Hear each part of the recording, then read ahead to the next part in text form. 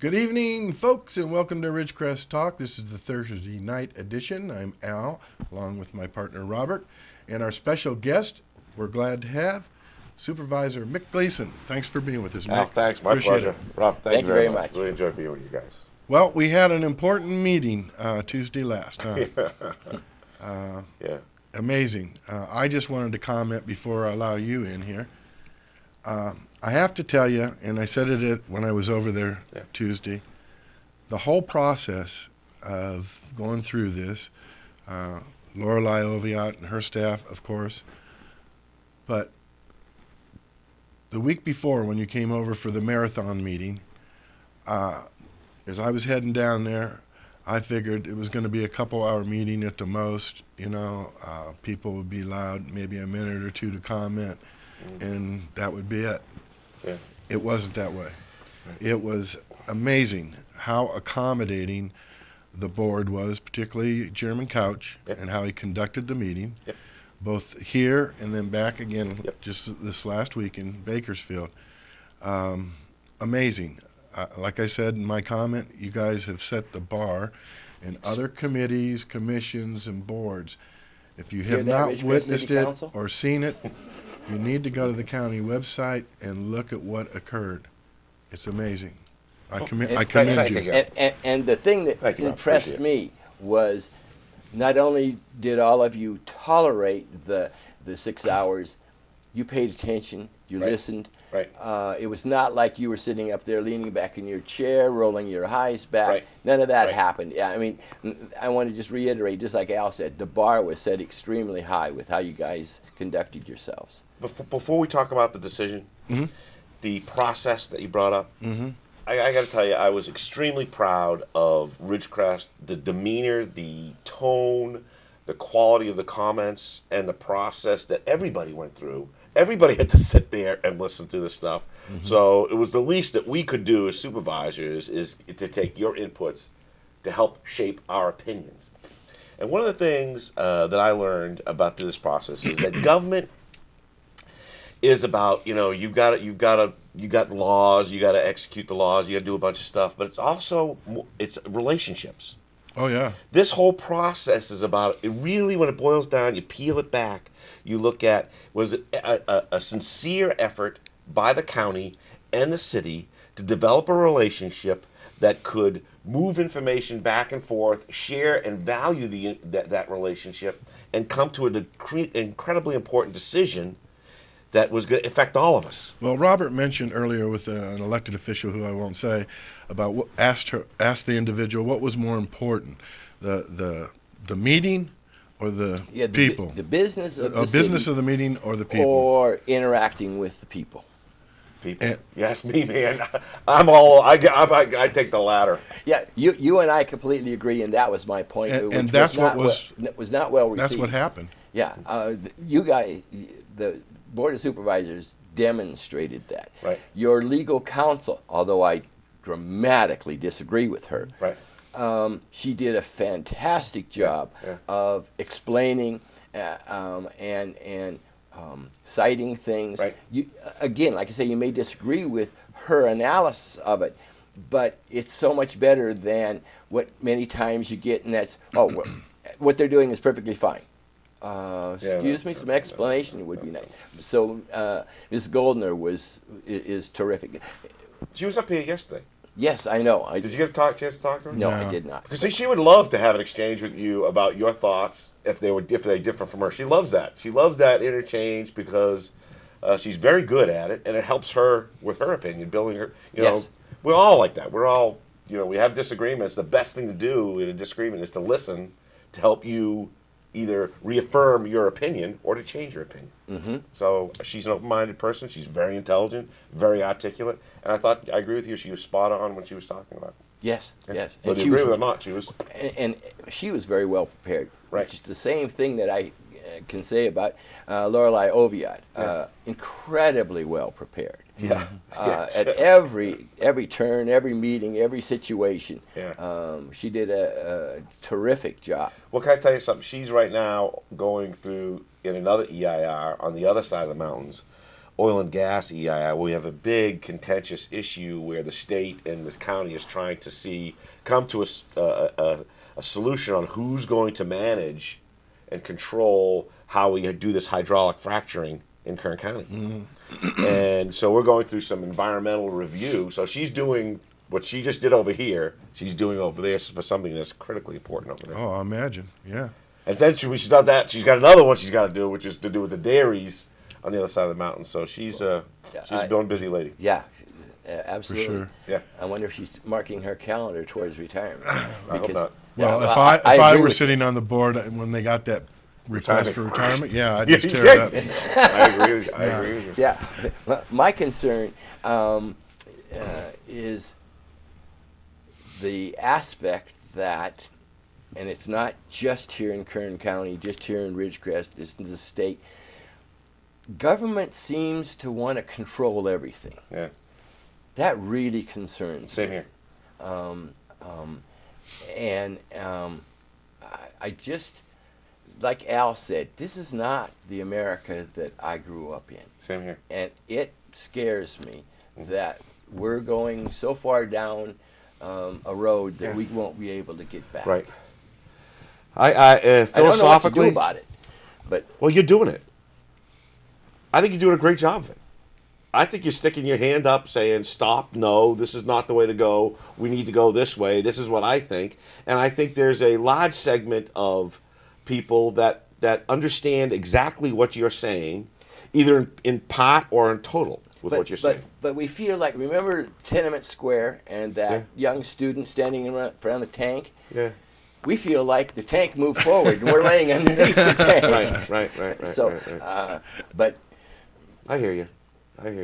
The other thing I wanted to comment on real quick before we go to break is I talked about you being accommodating, and the fact that Supervisor Maggart brought up during the meeting Tuesday that he would like all the property owners to be notified, and that they're having zone changes, and that if they want, they can have that looked at to change it or modify it without a cost to the property owner.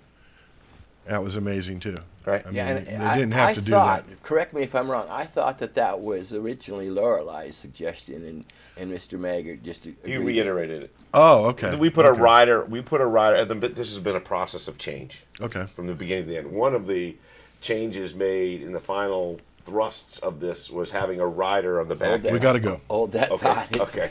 Don't leave. We'll be right back with Supervisor Gleason.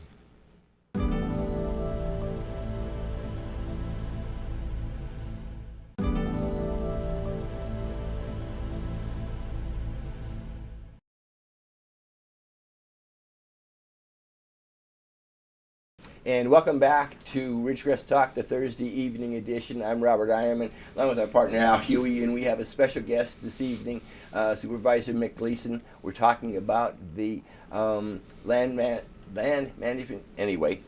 Land use plan. Yeah, that was just passed 5-0 on Tuesday, and we'll start getting into some questions here for Supervisor Gleason, and just want to point out that our motto is hard on the issue, soft on the people. So none of this is personal. It's just about the issue. Are you prepping me for something, Robert? Yes. Could be. That's okay, man. Bring it on. Okay. Some of the questions that we would like to ask is, and some of these I think are unanswerable, but I think they need to be brought up. And that is, the GSA is going to be another level of government. Who's going to pay for it? Really good question. Well, this is a really good question, and that's a really good topic because we just finished. Let's say, to simplistically say it, we finished step 1. We need to now do step 2. We're trying to define what step 2 is. One of the options for step 2 is to develop the GSA. The county is having a conversation. Not next week, but the following Tuesday, on what the Board of Supervisors wants to do for GSA development for both the other side of the mountains and this side of the mountains. Because it is becoming clear to me, the more I get into this and look into this GSA, that how we develop this GSA is just going to be as important as what this GSA does down the road. Mm-hmm. We got to get it right. And there are voices on the Board of Supervisors that are saying, we should be the board, we should be the GSA. Oh, my goodness. Right. So what the law says is, I'm not one of them, but there are voices that are saying we should be the GSA, because they're looking at 2 regions. They're looking at how they're going to develop the GSA over there and how we're going to do it over here. And you were going to say the law says? The law says that membership on the GSA is, anybody can submit to become a GSA. You can do it if you have land use decision-making ability or water use decision-making ability, or you're a public entity that has that land use decision-making ability or water use decision-making ability. But most people recognize, or most organizations, they don't want it because there's going to be liabilities associated with it. So you're saying that the law doesn't allow for a group of citizens to have... Correct. You Wow. you can't be GSA. You can't form your own GSA. No, but what about the GSA taking those groups in to be a part of it? Now that's very interesting. So let me tell you what I think and what I haven't been strongly advocating because I don't know yet what the county wants to do. The county has not decided. But in my thinking is that we have a unique situation over here. We need, in my opinion, a local GSA that can manage the decision without being the influences that are going to come from the other side of the mountains. If the Board of Supervisors becomes that GSA, there's a strong board who's used to making tough decisions and that will make tough decisions when they have to. But they're going to be influenced on decisions they make, I think, by forces over there. I thought each basin had to have their own GSA. Yeah. Correct. And Okay. the Board of Supervisors could do both. Do you see the Navy Okay, I being a see. part of the GSA? Well, let me get to that because I would love. I think so. Yes, I think that there may be some issues with federal and state law and how I think there may be some legal issues that BLM and Navy may have in being an active member. But I've talked with Captain Wiley about this, and he understands there may be difficulty, but he doesn't want to release his ability to influence, to have a voice. So we got to work through that. We got to chart our way through that. But let me get to your question because it was a really good one, and we got to figure this out. If what I'm saying is true, is that public entities with land use and water use decision-making ability, there's a finite number in the Indian Wells Valley of players for this. There's Indian tribes, there's BLM, there's Navy, there's 2 water districts, there's Kern County, Inyo County, San Bernardino County, and I think City of Ridgecrest. I think those are the complete universe of public entities with land use decisions. I might be wrong. There may be a couple others in there. We have to look at that. So I've gone and talked with just about every member, every one of those. I've been to San Bernardino County, talked to the Board of Supervisors. I talked to the Inyo just to say hi, give them a rough understanding of GSA, Indian Wells Valley Water Basin, and what we're talking about. And so we're beginning that process of membership, of strategy, of how we're going to develop this GSA. And then this GSA has got to figure out what its organizational structure is going to look like.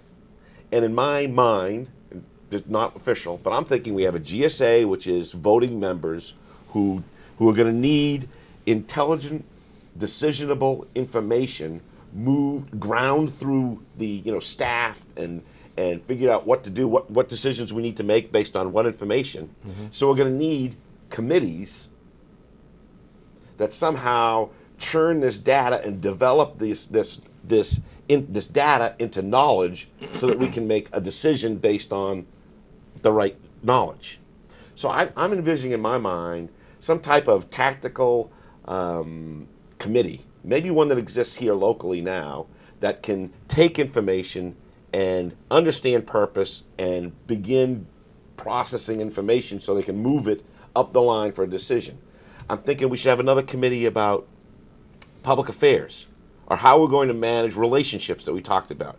That's another key component. How are we going to manage? How are you, as a property owner, looking at this GSA, this whole new world, going to interface with that organization? How are you going to get your voice into into the mix. So basically what you're saying is all the government's involved, and whatever it is that they do, they're already being paid, so there isn't any actual I don't know about money that. being I don't spent. know. I don't know about that. I think there's got to be, and I know that the state is talking now about funding mechanisms for these GSAs. Okay, because we got to get together. And nothing Yeah. says that they can't be elected either, right? Personally, I think there has to be politics involved. So I think my answer to your question is, I think it has to be. So who's going to represent Kern County? Yeah. I think it has to be me in this water basin. I don't think Lorelei could do it. I don't think Craig Pope could do it, or my CAO could do it. I think that person has to be elected. The water district.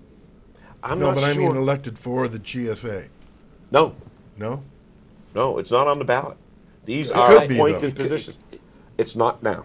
Yeah. Right, It's not now. but it could be. We got to take a break again. Yes. So when we come back, Good we'll question. wrap it up with Supervisor Gleason. We'll talk about the GSAs and what the land management use plan looks like from here on out. So don't go away.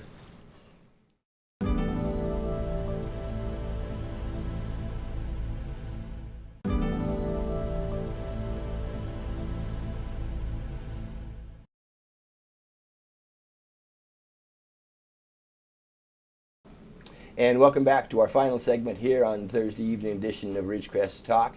I'm Robert Eierman along with partner Al Huey, and we're again privileged to have Supervisor Mick Gleason with us. And during the break, I warned Mick of the question I was going to ask him, Go for it. and I'd really like to get to it because I think it's very important. Yeah. The hope of a lot of people is that now that the decision has been made, the community will come back together and there won't be any permanent divide. I don't happen to be in that camp. I think that this issue is so divisive, and what was passed is essentially so permanent that I'm not sure that that's the case. I look at the Kelo decision by the Supreme Court. I look at Obamacare. I look at those kinds of significant issues, and there remains a divide in the community. As was pointed out at the meeting on the 13th, you had a basically 50-50 split. You have the realtors who are, still dramatically upset. You have some of us citizens who are not happy about this, what we feel is an overreach of government. You have the possibility of lawsuits being filed by someone. And so my question is, what do you think you'll need to do to mend those scars, eradicate those scars, make it not such a divisive issue? Robin, you asked the tough questions. I don't know that I completely agree with the premises that you posed that question on, but I do recognize the fact that what we've been through for the past 8 months has been a passionate debate about fundamental principles of who we are as a people and who we are as a community. And there have been people who may feel like they've won or they've lost. Personally, I don't feel myself like a winner or a loser, either way. Yeah, I thought when you came in, you were going to walk in like this today, Yeah, I wouldn't last long. I think you guys would beat me up. I think Denny would have beat me up if I did that. That's not true. That's not true. That really isn't though true. And I understand what you're saying, and I recognize the value of your comments. I don't think that. I think that the argument was sufficient.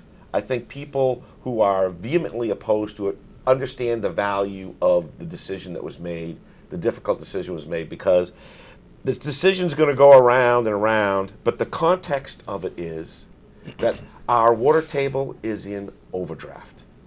Yes. No matter what we do. But it has been for 70 years. Yes, and so we have been abusing it for 70 years. I agree, but let me just give you the scenario that would happen were my last name Gates or I had that kind of monetary influence. Yeah. I've talked with several attorneys, and at maximum you're talking $100,000 to put this into federal court. You would just go right past Kern County courts because it basically involves Kern County, and you could argue that okay, the county used its police powers for health and safety reasons, and you say, well, let's see, are we out of water? Are we critically short of water? No health and safety reason. Did the county do anything to address the water usage that's currently going on? No. And so, although the attorney said, oh yeah, you're on good ground, I'm not so sure that's the case. And were I a landowner, a big ag person out there, I would take this as well. $100,000 on red or black in Vegas is no different. If I win, I get my money back for attorney's fees, and if I win, I slap the county silly, and if I lose, oh well. Right. That's what I'm referring to, that I'm not sure that anything was done for the water. I mean, everything that has been said by the Navy, by yourself, by other members of the board are all exactly true. But we're not running out of water anytime soon, and I don't... How do you know that? Well, How do you know that we are? I don't say that we are. But how do you? I didn't say that. The answer, he said it, not me. I know, but I'm asking him how he justified his statement. The answer to your question is, I go by people like the Deckers. I go by people like Don Zadeba of the Water District. I go by all of the reports that absolutely we have a finite resource and we are using it up, and maybe we're using it up too soon, but we're not eminently going to run out of water. I agree with that. And this plan, although it prevents future ag, it does nothing for the current situation. Right. That's why I thought the well ordinance might have been a better way to go for the interim until the GSAs are up and able to really address this. Right. Because, he was talking about who's going to fund the GSAs. Who's going to pay for all the studies that the GSAs are really going to need? Right. They need to data. make the decision. Right. Yeah. Because otherwise we're right back where we are now. Millions and millions. The pros, the cons, Yeah. You ask, again, Robert, you challenge me all the time. I appreciate that. I didn't make a decision based on whether I'm going to get sued or not. I made a decision based on the fact that I need to support and defend the people that voted for me. And I feel that this decision we made prevents this situation from getting dramatically worse. I believe it bounds the problem so that now the GSA has a bounded finite problem that they can go in and manage. Without this ordinance being passed, this bounding process would not have happened. The threat or the challenge or the challenge to our aquifer would have increased dramatically, could very well have increased dramatically, so the GSA would not have reached a point where they could not have succeeded. So my understanding was a couple things. First, I believe that this act, I didn't make it because I thought I was afraid of getting sued or not sued. That really doesn't matter. I think we're going to get sued sooner or later down the road. There's no doubt in my mind there'll be lawsuits coming because there will be winners and there will be losers. And those losers, 20 seconds left. Okay, those losers aren't going to like it. I believe that this ordinance bounds the problem. I believe this ordinance is going to have to be done anyway by the State Water Board in my conversations with them. And I believe that by not passing this ordinance, our water table would have continued to decline for 7 more years. It still will. And we're almost out of time. Okay. And we'll have to agree to disagree as That's usual. okay. But I would like to come back and have a more pointed Yes, we conversation want with you you to come about back. that question if you'd like, because we would I don't love have to the final answer. We'd love to have you. But I would like to have that conversation. Okay. I'm open to you guys anytime. And we'll be back next week. See us then.